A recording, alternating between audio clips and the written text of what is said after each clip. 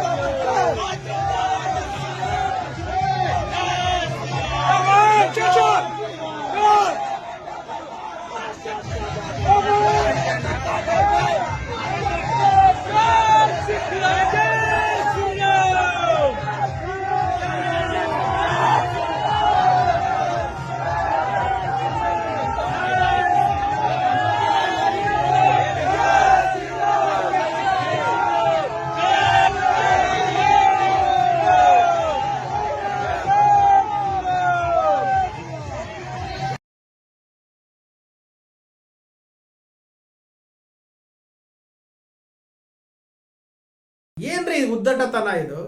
ಏನ್ ಉದ್ದಟತನ ಇದು?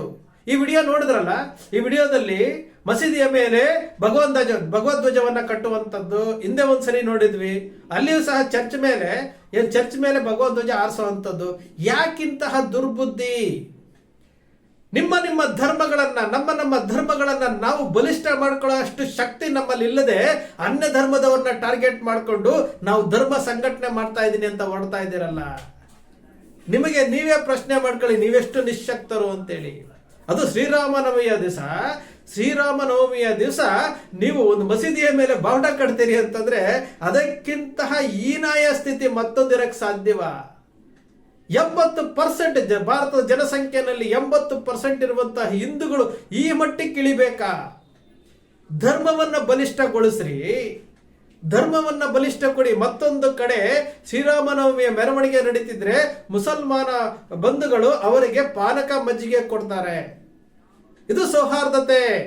ಭಾರತ ದೇಶದಲ್ಲಿ ಎಲ್ಲಾ ಧರ್ಮದವರು ಇದ್ದಾರೆ, ಅವರವರ ಧರ್ಮದವರು ಅವರವರ ಧರ್ಮವನ್ನ ಬಲಿಷ್ಠಗೊಳಿಸ್ಕೊಳ್ತಾ ಇದ್ದಾರೆ. ನೀವೇನ್ ಮಾಡ್ತಾ ಇದ್ರಿ? 80% ಹಿಂದೂಗಳು ಅವರನ್ನ ಟೀಕೆ ಮಾಡು, ಇವರನ್ನ ಟೀಕೆ ಮಾಡು, ಆ ಧರ್ಮವನ್ನ ಟೀಕೆ ಮಾಡು, ಈ ಧರ್ಮವನ್ನ ಟೀಕೆ ಮಾಡು.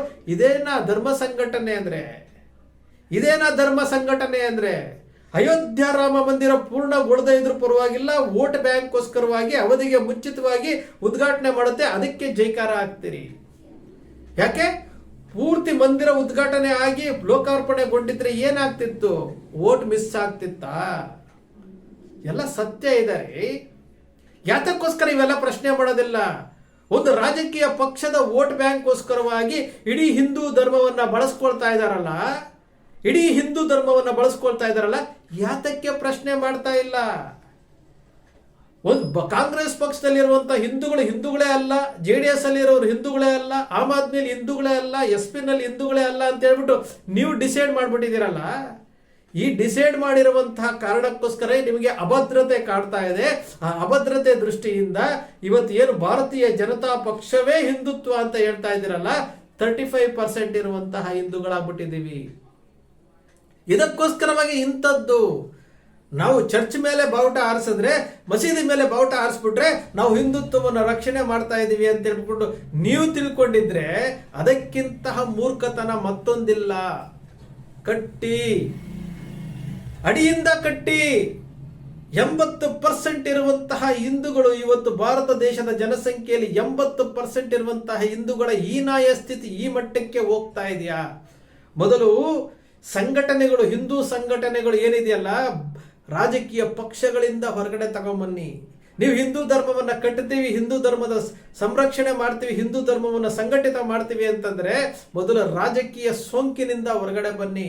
ಸಂಘದ ಸಂಚಾಲಕರು ಇವತ್ತೇನು ಪದಾಧಿಕಾರಿಗಳಾಗಿದ್ದಾರಲ್ಲ, ದೇಶವನ್ನ ಕಾಯ್ತೀವಿ ಅಂತ ಹೋದ್ರಲ್ಲ, ಅವರೆಲ್ಲರೂ ಸಹ ರಾಜೀನಾಮೆ ಕೊಟ್ಟು ಬಂದು ಸಂಘದ ಸೇವೆ ಮಾಡ್ಲಿಕ್ಕೆ ಹೇಳ್ರಿ. ಫಸ್ಟು ಸಂಘದ ಸೇವೆ ಮಾಡ್ಲಿಕ್ಕೆ ಹೇಳ್ರಿ. ಇವತ್ತು ಅದನ್ನ ಹೇಳೋದೇ ಇಲ್ಲ ಯಾರೂ.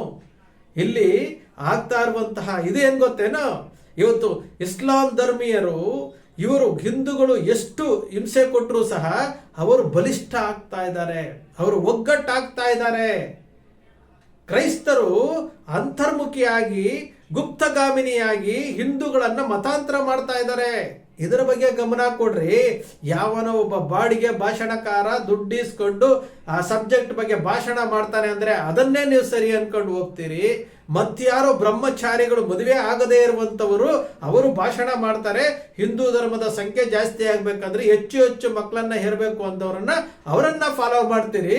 ಇದು ಇವತ್ತು ಹಿಂದೂ ಧರ್ಮದ ಪರಿಸ್ಥಿತಿಗೆ ನಮಗೆ ನಾವೇ ಸಾಕ್ಷಿ ಆಗ್ತಾ ಇದ್ದೇವೆ. ಇಲ್ಲಿ ನಾವು ಮಾಡಬೇಕಾಗಿರೋ ಕೆಲಸ ಬಹಳಷ್ಟು ಇದೆ. ಹಿಂದೂ ಧರ್ಮದಲ್ಲಿ ಸಂಘಟನೆ ಎಷ್ಟು ಪರ್ಸೆಂಟ್ ಇದೆ ಗೊತ್ತಾ? 2% ಕೂಡ ಇಲ್ರಿ. 2% ಕೂಡ ಹಿಂದೂ ಧರ್ಮದಲ್ಲಿ ಸಂಘಟನೆ ಇಲ್ಲ. 2% ಇಲ್ಲ. ನಮಗೆ ನಾವೇ ಯೋಚನೆ ಮಾಡ್ಕೊಳ್ರಿ. ಇಲ್ಲಿ ಯಾವತ್ತು 1992ರಿಂದ ಪ್ರಾರಂಭ ಆಯ್ತು, ಯಾವತ್ತು 2014ರಲ್ಲಿ ನರೇಂದ್ರ ಮೋದಿ ಅವರು ಪ್ರಧಾನಮಂತ್ರಿ ಆದರೋ ಅವತ್ತಿಂದ ನಾವು ತಿಳ್ಕೊಂಡಿರೋದು ಏನ್ ಗೊತ್ತೇನೋ? ಹಿಂದೂ ಧರ್ಮ ಅಂತಂದ್ರೆ ಬಿಜೆಪಿಗೆ ವೋಟ್ ಹಾಕ್ಬೇಕು ಅಷ್ಟೇನೆ. ನರೇಂದ್ರ ಮೋದಿ ಅವರು ಇಫ್ತಾರ್ ಕೂಟಕ್ಕೆ ಹೋಗ್ತಾರೆ, ಅಲ್ಲಿ ಬೇರೆ ದೇಶಗಳಿಗೆ ಹೋಗ್ತಾರೆ, ಅಲ್ಲೆಲ್ಲನೂ ಮಾತಾಡ್ತಾರೆ. ಅವರು ಉತ್ಸವ ಮೂರ್ತಿಯಾಗಿ ಏನ್ ಬೇಕು ಅದನ್ನ ಮಾಡ್ಕೊಳ್ತಾ ಇದ್ದಾರೆ. ನೀವು ಮಾತ್ರ ಮೂರ್ಖರಾಗಿ ಕುತ್ಕೊಂಡಿದ್ದೀರಿ. ಇಲ್ಲಿ ವಕ್ಫ್ ಕಾಯ್ದೆಯನ್ನ ರದ್ದು ಮಾಡಿಬಿಟ್ರು, ಕಾನೂನು ತಂದ್ಬಿಟ್ರು ಅಂತ ತಕ್ಷಣ ಖುಷಿ ಪಡ್ತೀರಿ. ಅಲ್ಲಿ ಆ ಧರ್ಮೀಯರು ವಕ್ಫ್ ಕಾಯ್ದೆಯನ್ನ ರದ್ದು ಮಾಡಿದಕ್ಕೋಸ್ಕರವಾಗಿ ಮತ್ತಷ್ಟು ಒಗ್ಗಟ್ಟಾಗ್ತಾ ಇದ್ದಾರೆ. ಅವರು ನೀವೇನ್ ಮಾಡ್ತಾ ಇದ್ದೀರಿ? ನೀವು ಹಿಂದೂಗಳನ್ನೇ ಒಡೆಯುವಂತಹ ಕೆಲಸ ಮಾಡ್ತಾ ಇದ್ದೀರಿ. ಇದು ಬೇಕಾಗಿತ್ತಾ? ಭಗವಾನ್ ಧ್ವಜವನ್ನ ತೆಗೆದುಕೊಂಡು ಹೋಗಿ ಮಸೀದಿ ಮೇಲೆ ಬೇಕಾಗಿತ್ತೇನ್ರಿ? ನಿಮ್ಗೆ ಬೇಕಾಗಿತ್ತಾ? ಚರ್ಚ್ ಮೇಲೆ ಕಟ್ಟೋದು ಬೇಕಾಗಿತ್ತಾ? ಏನ್ ಸಾಧನೆ ಮಾಡ್ಕೊಳ್ತಾ ಇದ್ದೀರಿ? ಯಾವ ಸಾಧನೆ ಮಾಡ್ಕೊಳ್ತಾ ಇದ್ದೀರಿ? ನಗೆಪಾಟ್ಲಿಗೆ ಈಡಾಗ್ತಾ ಇದ್ದೀರಿ. ಸ್ನೇಹಿತರೆ, ನಿಮ್ಮ ಅಕ್ಷರ ಮೀಡಿಯಾ ಯಾವತ್ತೂ ಸೃಷ್ಟಿ ಮಾಡೋದಿಲ್ಲ, ಕಲ್ಪನೆ ಮಾಡೋದಿಲ್ಲ, ವಾಸ್ತವದ ವಿಚಾರವನ್ನು ವಿಶ್ಲೇಷಣೆ ಮಾಡುತ್ತೆ. ನಿಮ್ಮ ಅಕ್ಷರ ಮೀಡಿಯಾದ ವಿಶ್ಲೇಷಣೆ ನಿಮ್ಗೆ ಇಷ್ಟ ಆಯ್ತು ಅಂದ್ರೆ ಸಬ್ಸ್ಕ್ರೈಬ್ ಆಗಲಿಲ್ಲ ಅಂದ್ರೆ ಸಬ್ಸ್ಕ್ರೈಬ್ ಮಾಡ್ಕೊಳ್ಳಿ. ಪಕ್ಕದಲ್ಲಿ ಕಾಣುವಂತ ಬೆಲ್ ಐಕಾನ್ ಪ್ರೆಸ್ ಮಾಡಿ, ಶೇರ್ ಮಾಡಿ, ಪ್ರೋತ್ಸಾಹ ನೀಡಿ.